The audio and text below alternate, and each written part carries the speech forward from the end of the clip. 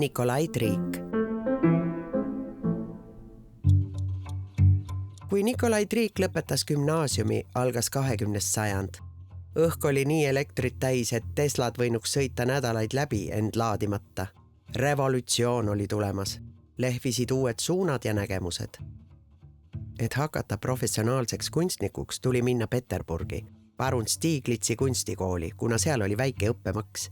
Ka seal tuli teha revolutsiooni, protestida kooli vanameelse ja eluvõõra süsteemi vastu.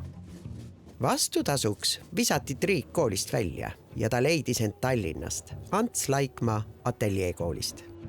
Nikolai Triik kuulus Eesti esimesse modernistide põlvkonda ja seda põlvkonda iseloomustades on öeldud, et see on justkui väikest sorti ime ja tegelikult arusaamatu, kust järsku ilmus seltskond noori inimesi, kes otsustasid saada kunstnikeks ja veel moodsateks kunstnikeks. Nii nagu oli vaja saada eurooplaseks, tuli ka Eesti kunst viia maailma kultuuri areenile. Ja selleks tuli ikka ka ise kohale minna.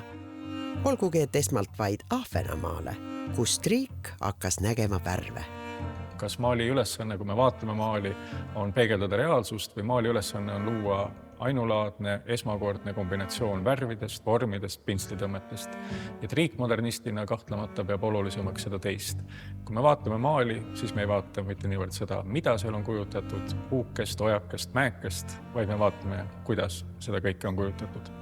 Kui saaks vaadata Triigi liikumisi Google Mapsiga, siis oleks see üks tihe võrk. Kaasas pudel punast veini ja rosina sai, nõelub ta hoolega ringi. Pariis, Norra, taas Peterburg, Kopenhaagen, Berliin. Sama vaheldusrikkad on tema tööd. Süngetest, dušijoonistustest, värvikülluseni. Triik oli tuntud hüüdnimi all pessimist. See tuli sellest, et ta oli väga sisseelava natuuriga, olevat rääkinud väga vähe.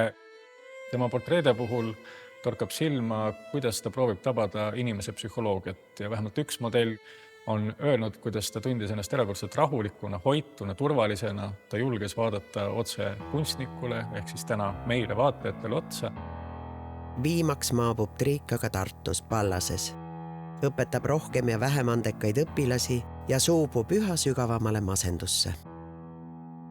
Selline laiem mõistmine, mis roll üldse kunstil ühiskonnas on, niivõrd noores riigis oli siiski veel lapse kingades. Kunstniku hing on hell ja kui ühiskonnaga satub ta konflikti ja sageli ta võib-olla isegi seda konflikti ise otsib, siis need tulemused võivad olla traagilised.